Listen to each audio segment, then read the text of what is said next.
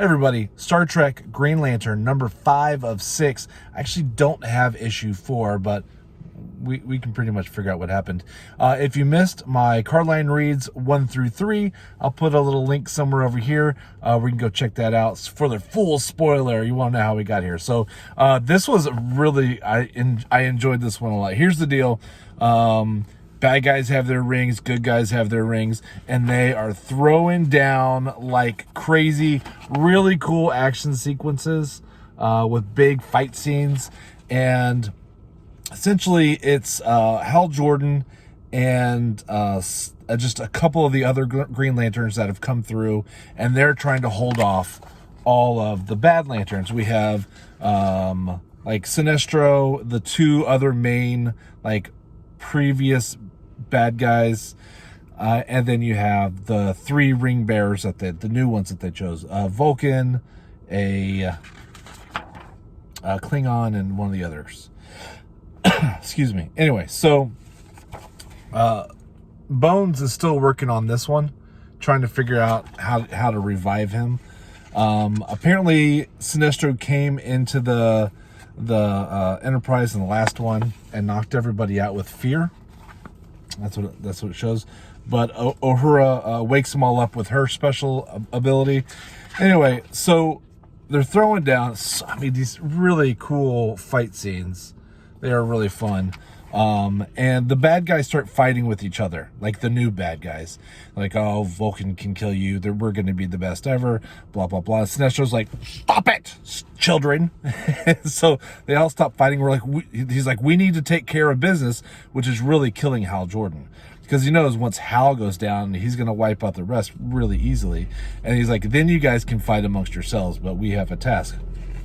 Well, Hal Jordan starts to get his butt kicked a little bit, and just in the nick of time, we have some more Green Lanterns show up, which is awesome. So that is why am I going blank?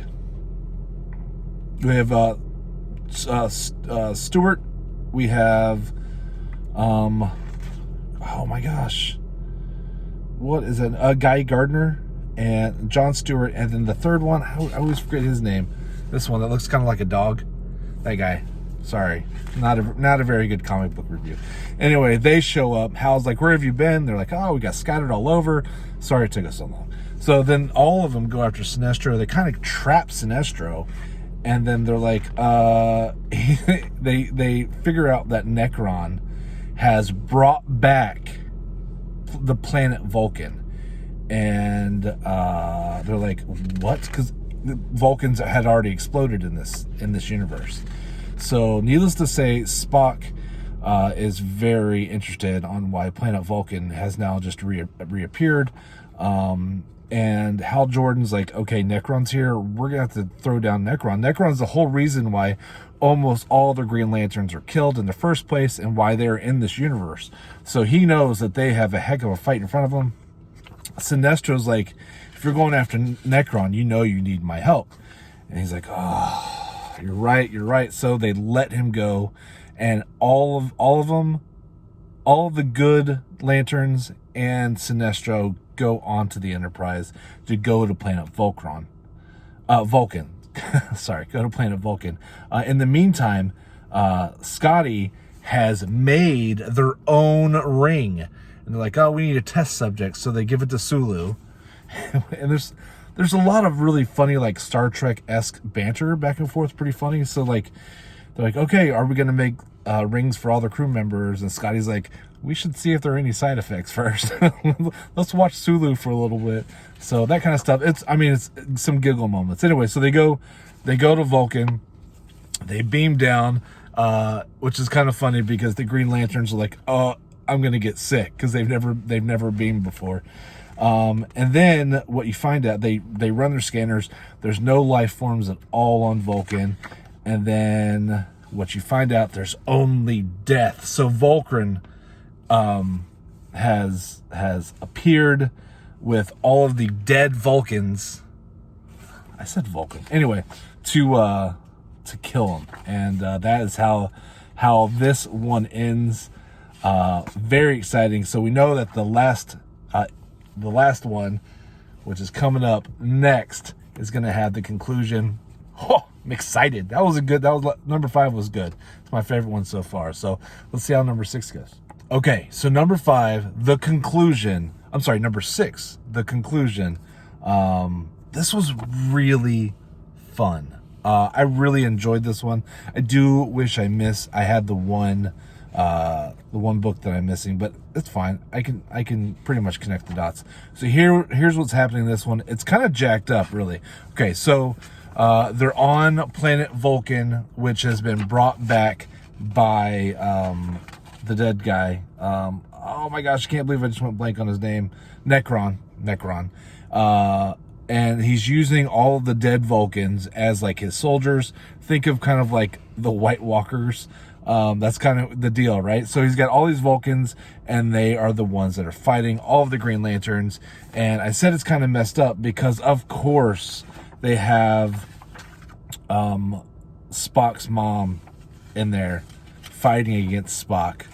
It's very sad. It makes me think of a little bit of The Walking Dead, how at the very beginning, or towards the beginning, you have the one kid's mom who bites him and kills him because he can't separate that she's no longer really she's no longer really his mom. Kind of the deal. So the Vulcans, like, it's only logical to let me kill you. Essentially, you guys need to give up. But the Green Lanterns are fighting all they can. They shoot down a big phaser on top of Necron. That doesn't do anything. He just comes back stronger and madder. So they're like, what are we going to do? What are we going to do? Sinestro is like, I'm going to kick your butt. And they're like, wait, Sinestro's on our side, I guess. We just have a common enemy, kind of that deal. And then they're like, okay, the only way to really win this war is we have to combine all of our rings so we can call on this giant force of nature, kind of like Captain Planet or something, right? So all the forces combined, Captain Planet comes and saves the day. Kind of the same deal here. They're like, well, that means you have to get the emotion rings from all the bad guys too. The new bad guys are in space fighting, right? Sinestro left, kids are fighting again over who's going to be the most dominant. Kirk gets this idea. He's wearing the Starfleet made ring and using that, which gives him like a force field and like phaser abilities, but that's it.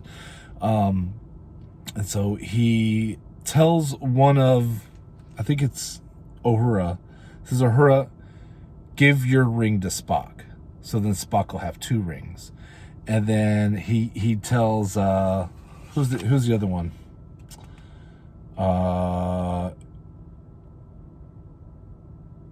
Bones. He tells Bones, give up your ring and give it to Spock too. And like, come on. And there's funny parts in there. Like Bones is like, okay, you can have my ring, but remember, he chose me first. That kind of deal.